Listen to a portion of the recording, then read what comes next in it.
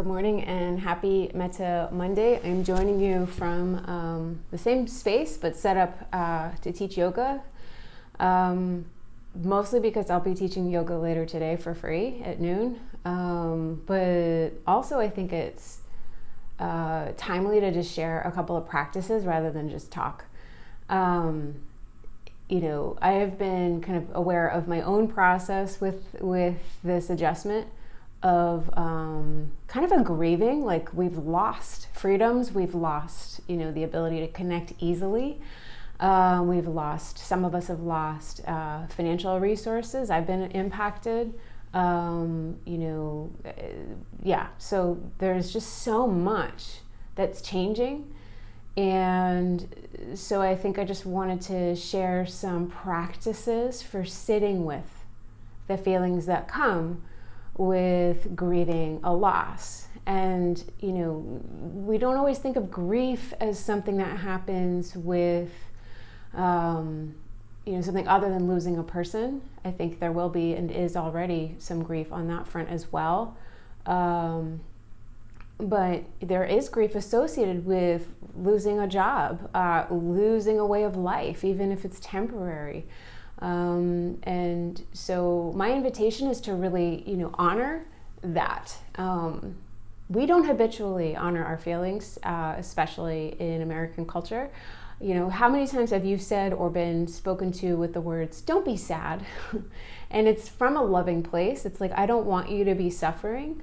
But it's often, we do that internally as well of almost not feeling like we're allowed to feel, those stages of grief or of change. Kubler Ross, the 5 stages of grief, or sometimes the 7 stages of grief, they also have a change curve that's similar of, shock and denial, frustration, depression, and then, experimenting with the new situation. And making some decisions about how this will work, and then integration. So we integrate this change. So I'll post that image. It was actually really useful for me of how can we integrate these changes that we're going through. And step 1 is just being with the uncomfortable feelings. This is the moment we have more time at home.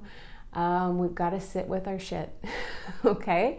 And so I'm just going to show 2 things that have been supportive to me and to the students and clients that I work with. And one is a very simple yin posture that gets to, I think, 8 of the 12 lines of meridian. So you're tending to your organ health. Each meridian is associated with an organ by doing this simple pose. And then I'll just do a little bit on meditation posture. Some of you all already know this, but just tune in if a yin pose and a short just meditation posture refresher is useful to you. So for the yin pose, I wanted to talk about butterfly. You'll know it as bound angle pose or Baddha Konasana in a vinyasa class. Your soles of feet are together, your knees are open to your degree. Some people, their hips, their bones are such that this is where they are. And, it might be good to slide some pillows underneath the thighs, but still enough so that if you're getting a hip stretch rather than a bone crunching, you'll know the difference. So you want the target area for this posture is your hips, your rotating muscles, and to an extent also your back body.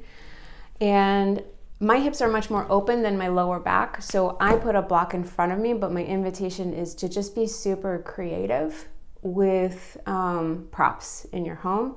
And really, yin, which is what I'm doing right now, is all about listening to your inner experience in a posture.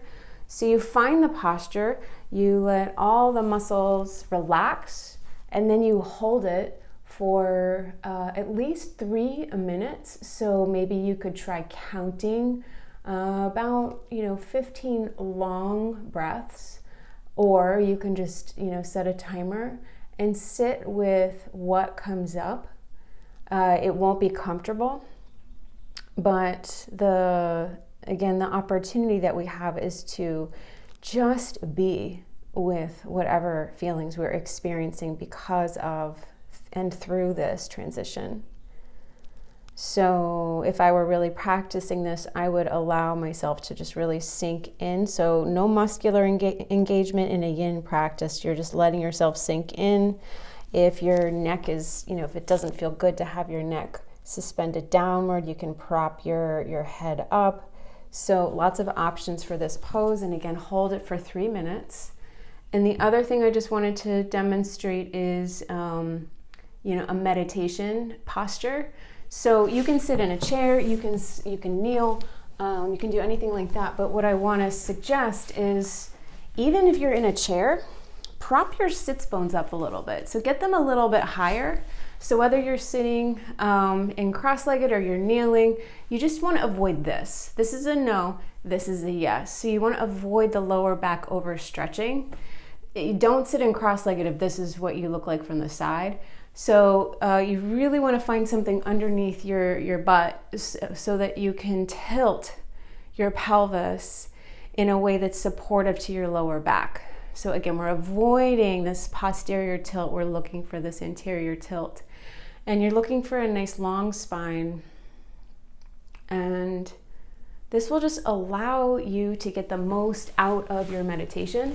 So that's my invitation today. I wish you skill and support, and may you sit with your shit, be with what is, not in a harsh way, but in like a really compassionate way, making space for what is going on in your life. Like, you have permission to feel frustrated or angry or sad or scared, You also have permission to feel joyful. This is also a time to get really resourced.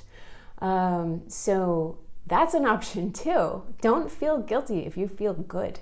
Right now is our time to connect with our inner resilience. And if you can laugh in the face of the boogeyman, and if you can dance and have fun and be joyful, awesome. And share that with us, because we need that too. We need both. We need to be able to sit with what's uncomfortable, and we need to, also, celebrate our, what makes us human. We have to connect with the human spirit within ourselves, with our creativity, with our innate peace and joy. And, that's the way that we can connect with other people. We can model that. So have a beautiful and skillful day. Message me if you have questions about that simple yin posture. Or different meditations that you can do.